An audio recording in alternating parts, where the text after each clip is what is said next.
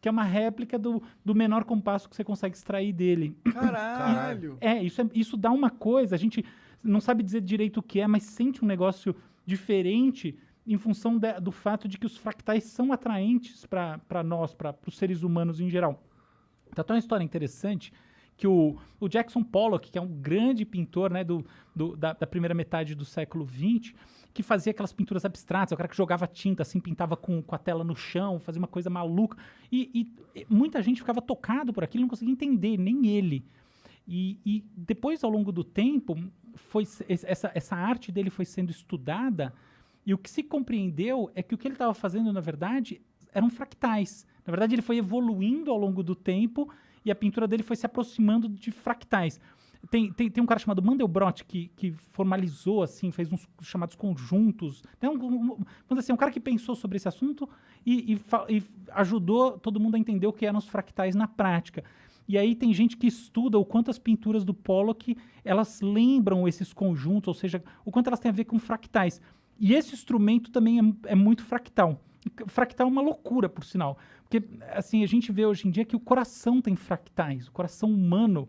Então, por exemplo, olha que coisa interessante. As batidas do coração, muito como digerido durante um certo período, elas emulam os períodos menores. E quanto mais e elas variam, né? Então, quanto mais essas variações longas lembram as variações curtas, mais saudável o seu coração. E a mesma coisa no cérebro. Hoje em dia a gente entende que as estruturas das redes neurais do cérebro humano e outros cérebros, na verdade, elas são fractais também. Então elas têm esse princípio que o funcionamento, por exemplo, todos os neurônios funcionando juntos, aquele monte de disparo, essa coisa toda. Isso é muito parecido com o que você vê num pequeno núcleo de neurônios conectados em qualquer área do cérebro. Por quê? Porque esse pequeno neurônio se espelha no grande ecossistema biológico, porque o cérebro tem uma estrutura de fractal. Entendi. Muito legal, Mas né? é um pequeno neurônio que se espelha no cérebro ou o cérebro que se espelha no pequeno neurônio? Então, o interessante de fractal, essa pergunta é maravilhosa, é que as duas coisas são verdade ao mesmo tempo. A gente fala que os fractais, eles são livres de escala. O que quer dizer isso? Pensa numa árvore, tá? A árvore é um exemplo bom de fractal. A estrutura, a arborescência da árvore é uma arborescência que é idêntica do ramo. Se a estrutura do ramo gera a árvore, a estrutura da árvore gera o ramo, depende do caso, tá? Obviamente, na natureza, as coisas maiores, né, que têm mais células, mais complexidade, elas tendem, do ponto de vista da filogenia, né, da história das espécies, vir depois. Mas não é sempre que é assim. Você tem uma série de transformações. Então, árvores que, por exemplo, têm seus descendentes. A árvore, obviamente, sofre o mesmo processo seletivo que animal, né? Obviamente. Então, elas têm como descendentes, elas se derivam de árvores que não tinham ramificações. Então, as ramificações, eventualmente, vêm depois também.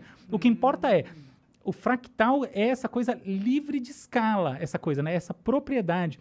E é maravilhoso, porque na natureza a gente está cheio deles. Assim, eu acho que o exemplo que você deu agora é perfeito, porque a gente vê na árvore e outras coisas, mas essa sensação de que o pequeno vem do grande, ou o grande vem do pequeno, esse sentimento do paradoxo, né? O que é simplesmente reflexo de que é um equilíbrio perfeito entre as duas coisas. Entendi. Porra, maneiro demais. Mas muito interessante esse negócio dos fractais, eles serem, por exemplo, correlacionados à saúde da cabeça. Se o seu Coração. se as suas ondas cerebrais funcionam em fractal, quer dizer que você é mais Você tá saudável. Isso são estudos super novos. É óbvio que assim tudo que está na fronteira, né, do conhecimento está aí para ser também desafiado e eventualmente em algum momento deixado de lado. Mas existem estudos sérios mostrando que a característica, né, vamos dizer assim, a saúde, sobretudo cardíaca, na verdade os dois, tá? Não é sobretudo cardíaca. Mas assim, tem um estudo importante, bem publicado, mostrando saúde cardíaca e estrutura de fractal do que a gente chama de variabilidade cardíaca, tá? A relação entre a sístole e a diástole, tá? Essas diferenças das duas coisas, elas acabam gerando padrõezinhos um pouco, assim, arrítmicos, com leves variações de ritmo. E essas leves variações num período pequenininho emulam aquilo que a gente vê num período mais longo. Seu coração não bate sempre igual, né? Inclusive ele muda durante o dia, a noite, etc.